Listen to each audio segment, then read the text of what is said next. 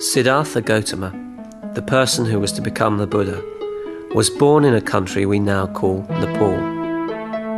King Suddhodana, his father, was the wealthy ruler of the Shakya clan, and the young prince was brought up in great comfort and luxury. Shortly after Siddhartha was born, his father was visited by a wise man called Asita.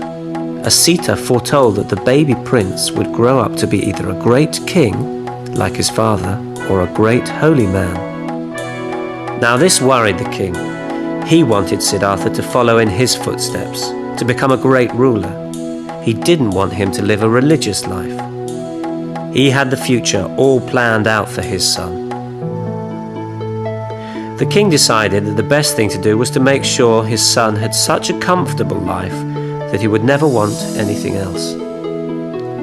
He provided his son with everything he could possibly wish for, and also gave orders that the prince should be shielded from anything that might upset or worry him. People who were old or ill were not allowed into the palace. And so it was that Prince Siddhartha grew up surrounded by luxuries, untroubled by any of the unpleasant things of life. When he was still a young man, he was married to the beautiful Princess Yashodhara, and they had a baby son. Life should have been perfect, but somehow Siddhartha wasn't entirely happy. Despite having everything he could wish for, his life seemed empty and rather pointless, and the luxurious palace felt almost like a prison. One day, despite his father's orders that he should stay inside the palace grounds, he decided to go out into the nearby city.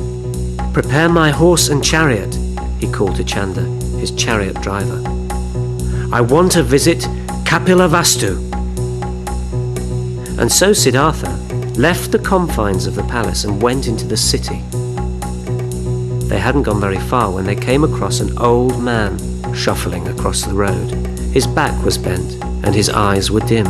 His hair and his teeth had fallen out, and he looked weary and frail. "Stop the chariot," called the prince. He looked at the old man. "What has happened to this man?"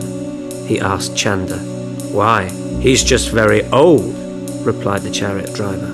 "You may be young and healthy now, but everyone eventually grows old and loses their strength." Siddhartha was shocked. "Take me back to the palace," he said. But the prince's restlessness didn't go away, and it wasn't long before he set off again for the city. This time, as they drove along, Siddhartha saw a pale and wasted figure lying by the roadside, groaning in pain. "Stop the chariot," said the prince. He looked at the sick person. "What's wrong with that woman?" he asked Chanda. "She's ill," replied the chariot driver. "Unfortunately, no one escapes sickness. Everyone gets ill at some time in their life." Again, Siddhartha was shocked at what he'd seen and returned to the palace. But the prince could not settle, and it wasn't long before he asked Chanda to take him to the city again. This time, as they drove along, they saw a dead man being carried through the streets in a funeral procession.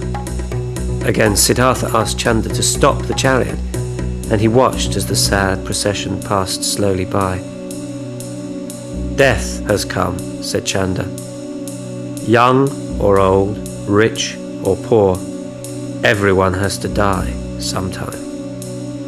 Silently, the prince returned to the palace. King Suddhodana had tried to hide all the unpleasant aspects of life from the prince. But in fact, no one can be protected from old age, sickness, and death. These sights made a huge impact on Prince Siddhartha. They set him thinking, and he couldn't ignore the questions they raised in his mind. He wanted to know why there is old age, sickness, and death. Why everyone has to suffer unhappiness at some point in their life. Was there an escape from this seemingly inevitable suffering? How could he find an answer? For one last time, Siddhartha asked Chanda to drive the chariot into the city. This time, What he saw was quite different.